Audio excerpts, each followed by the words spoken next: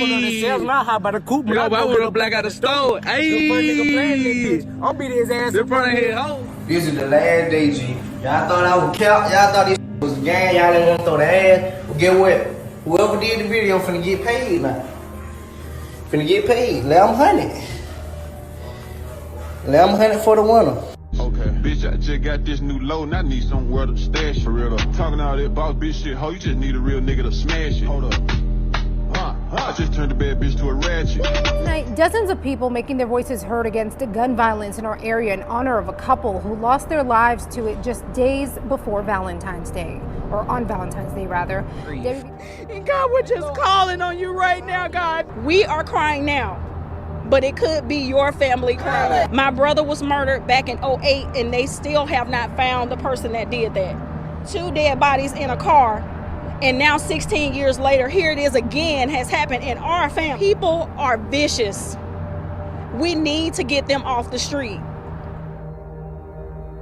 February 14th, 2024, Valentine's Day. Across America, couples are celebrating love.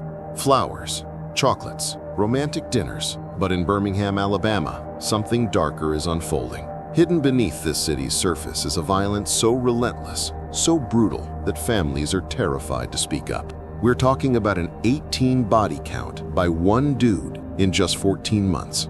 Firefighters shot during morning shifts, mothers gunned down in their driveways, pregnant women killed in their cars. And the part that'll really mess you up, the person responsible isn't hiding in the shadows. He's out in public, taking pictures at clubs, smiling with people who have no idea they're standing next to their future killer. On this Valentine's Day, 20-year-old Angeliyah Webster and her boyfriend Christian Norris left their home in Ensley around 5 p.m., heading to the movies. She was 8 months pregnant. They'd already picked a name for their baby, 7, the number of completion. Their family would finally be complete. They had a Disney baby shower scheduled for April 6th. Moana or Maui, friends and family were waiting to find out. But Angeliyah and Christian never made it to the theater, and never made it back home too. Just went missing. 2 days later, police found their white Ford Taurus, both of them inside, shot multiple times. 3 victims, one night. You're about to see how a 22-year-old allegedly racked up 18 murders while authorities struggled to stop him. Why Birmingham's system failed over and over, and the families fighting to make sure their loved ones aren't forgotten. I'm telling you right now, this one hits different. Something you need to understand to stay safe. Let us know in the comments where you're watching from. Like this video, share and subscribe with notification turned on for life-saving updates. You're watching Hidden Crime Network. I'm from Birmingham, man. Fuck a host. You better be ready to come out with that host. I'm from Birmingham. God probably can't save you, but this can. Well, I'm from Birmingham. I walk down the street like this. Shit, wicked. Angeliyah Webster and Christian Norris, both 20 years old, both from Birmingham, a city where gun violence has become so normal that people don't even flinch anymore when they hear sirens. This is a place where young couples are planning baby showers one day and showing up on the news the next. But Angeliyah and Christian, they were trying to do it different. They'd been together for over a year, and if you scrolled through their social media, you'd see what young love actually looks like. Videos of them laughing, dancing, just being goofy together. They weren't hiding their relationship. They were proud of it. Best friends first, lovers second. The kind of bond where you actually enjoy being around each other. Christian went by Glock World Chris in the streets. He had dreams of making it as a rapper, sure, but his real focus, being a father. He'd already started talking about teaching his kid about music, being hands-on, breaking the cycle. Angeliyah was his biggest supporter. She believed in him when a lot of people didn't, and she couldn't wait to be a mother. They'd named their baby 7 before he was even born. Christian chose it from the Bible, the number of completion. Their family would finally be complete. They had a Disney baby shower scheduled for April 6th. Moana or Maui, friends and family were waiting to find out. On Valentine's Day, they got dressed for a simple movie date, just a normal night. And here's what you need to understand. They had no idea they were already being watched. Because in Birmingham, sometimes your killer is someone you've already met. Someone who smiled in your face, someone you thought was cool. When is it gonna become our city? that is when you'll see change. As long as we keep individualizing ourselves, we're gonna have the crime that we have in our city. We have to come together as one community like all these other safe suburban communities do. February 15th, 2024, the day after Valentine's Day. Tamisha Sistrunk, Angeliyah's mom, wakes up, takes a shower, starts getting ready for a doctor's appointment. Then she walks to her daughter's room to check on her. Empty. The bed hasn't been slept in.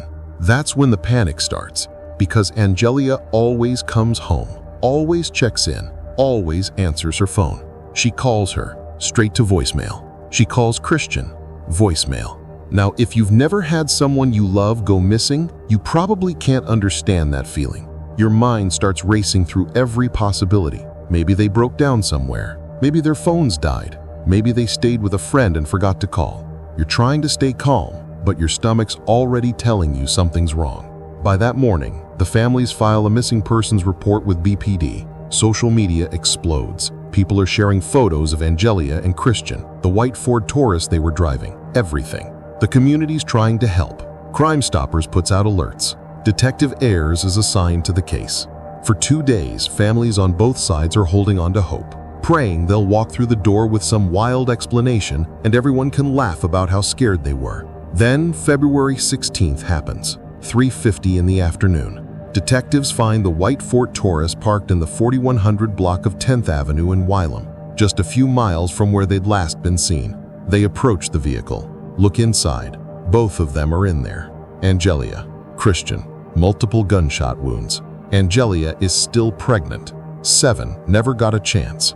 And here's what made it even worse. That same day, 4 other men were found shot to death in Birmingham's Smithfield neighborhood. The city was drowning in blood. But investigators had no idea yet. This was all connected to something way bigger. Birmingham tonight, 6 deaths in one day from 2 separate shootings. Birmingham police say that this is a historic day as the department investigates a quadruple homicide and a double homicide. Meet Damian McDaniel, 22 years old. And by the time Birmingham police finally connected all the dots, he was allegedly responsible for 18 murders in 14 months. Not years, months. Let that sink in for a second. 18 people. Firefighters doing morning maintenance. 52-year-old men targeted in robberies. 21-year-old women shot in their driveways at 2 a.m. Pregnant couples on Valentine's Day. This wasn't just gang beef. This was something darker. And here's the part that should terrify you. Damian wasn't hiding. He wasn't some ghost moving through the shadows. He was out in public, going to clubs, taking pictures, smiling with people who had no idea they were standing next to a serial killer. 1 month before Valentine's Day, Damian McDaniel was photographed at a nightclub with Christian Norris. Both of them flashing money, both smiling, both acting like everything was good. Christian had no idea that 30 days later, this same man would kill him, his girlfriend, and his unborn child. You know what they say in the streets? 9 times out of 10, you don't know your killer. But sometimes you do know them. You just don't realize they're your killer yet. That's the scariest part. Evil doesn't always look evil. Sometimes it counts money with you. Sometimes it's in the photo, smiling right next to you. So how did Damian rack up 18 bodies without getting caught? How did he move through Birmingham for over a year while families buried their loved ones and detectives scrambled for answers? To understand that, we need to go back to where this all started. July 2023, 7 months before Valentine's Day. It's a regular morning in Birmingham Fire Station 9 in the Norwood neighborhood. Firefighters Jordan Melton and Jamal Jones are doing routine maintenance, just regular shift work, nothing out of the ordinary. Then Damian McDaniel walks through the open bay door and opens fire. Both firefighters are rushed to UAB Hospital. Jordan Melton fights for his life for 5 days. On July 17, 2023, he dies from his injuries. He'd only been with Birmingham Fire and Rescue for a little over a year, just starting his career, gone. Think about that for a second. You become a firefighter to save lives. You show up to work to help people. And you get killed during morning maintenance by someone who had no reason to target you, except that you were there. November 27, 2023, Thanksgiving week. Reginald O'Brien, 52 years old, is at his home on Close Shot Lane around 4 p.m. Damian McDaniel and another man named Lorenzo Y. approach him. They're there to rob him. They shoot him, take his belongings, leave him to die. January 10th, 2024, 1 month before Valentine's Day. It's 2 a.m. Mia Nixon, 21 years old, is in her own driveway. Someone shoots her. When officers arrive, they find her lying there. She's pronounced dead at the scene. By February 2024, by the time Damian killed Angeliyah, Christian, and Seven, he was already connected to 8 murders in 6 months. That's more than 1 person per month, and these are just the ones we know about. So here's the question nobody's answered yet. Why wasn't he stopped? Why was he still walking the streets after killing a firefighter, after targeting a 52-year-old man in broad daylight, after shooting a 21-year-old woman in her driveway at 2 a.m.? Because the system failed. And on Valentine's Day 2024, that failure cost 3 more lives. Right now. We begin with that breaking news tonight about the man accused of more than a dozen homicides in the city of Birmingham. Thanks for joining us at 10.